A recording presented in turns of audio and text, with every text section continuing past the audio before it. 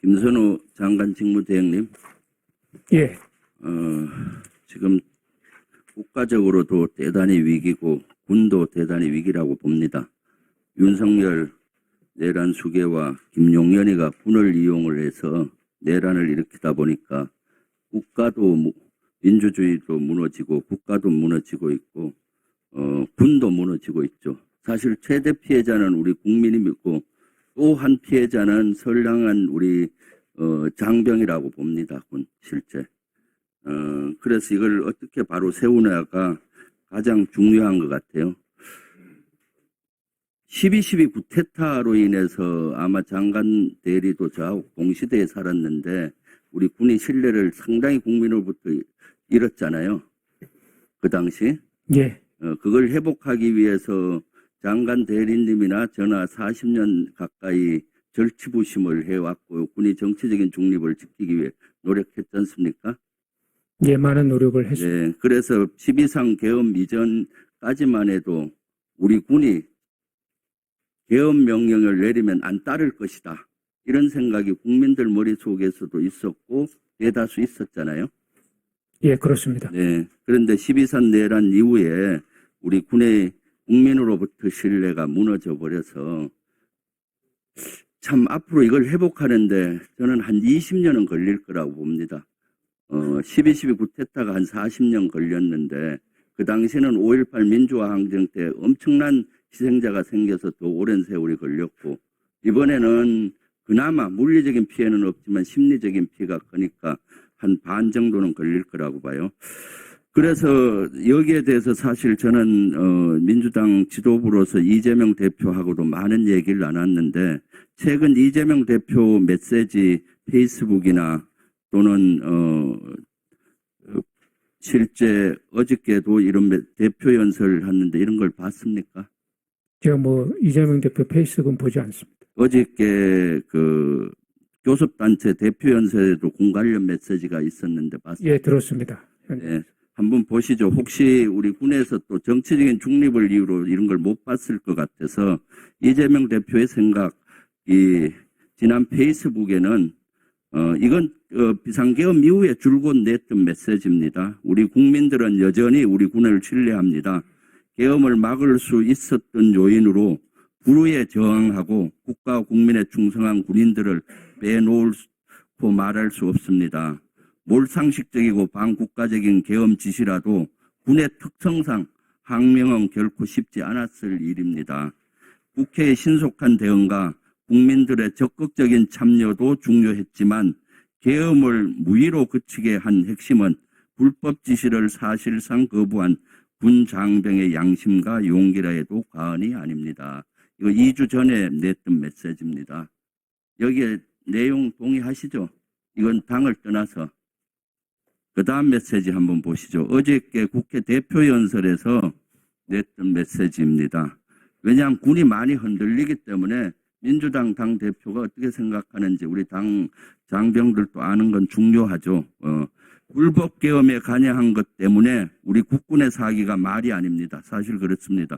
어이없는 군사 쿠데타의 일부 고위 장성의 참여는 사실이었고 이에 대한 책임 추궁은 불가피합니다.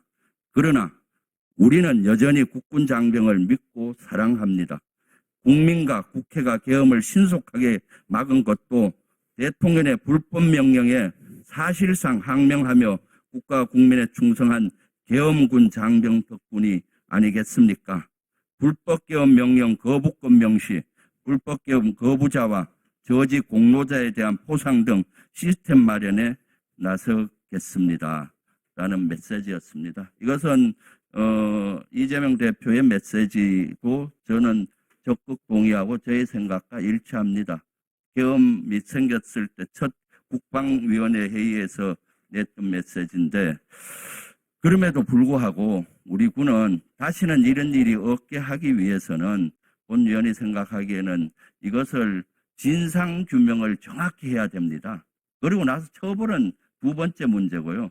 우리가 암에 걸렸을 때 몸 전체를 사실은 신체 검사를 하고 그것을 치료해야 되잖아요. 그거 인정하시죠?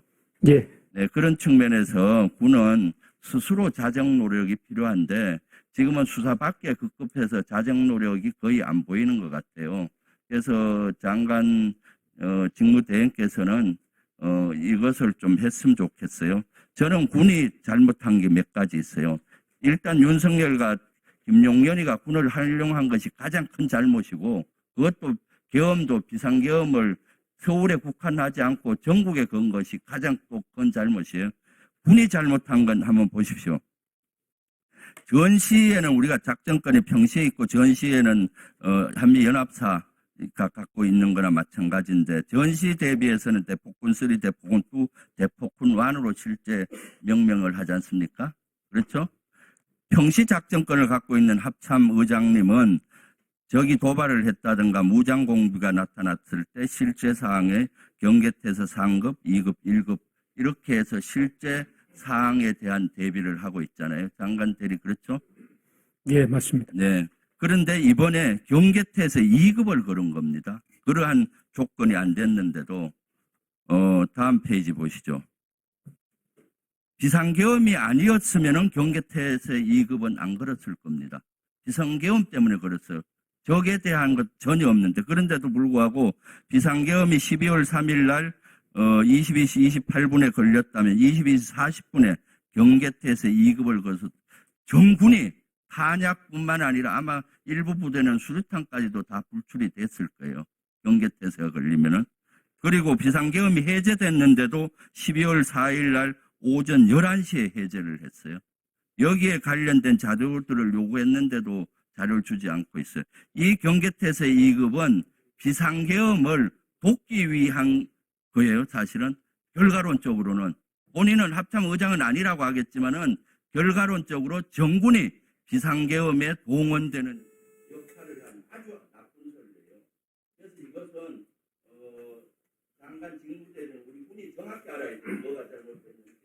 이걸 자체 조사를 해서라도 다시는 이런 일이 없도록 해야 된다고 생각을 합니다.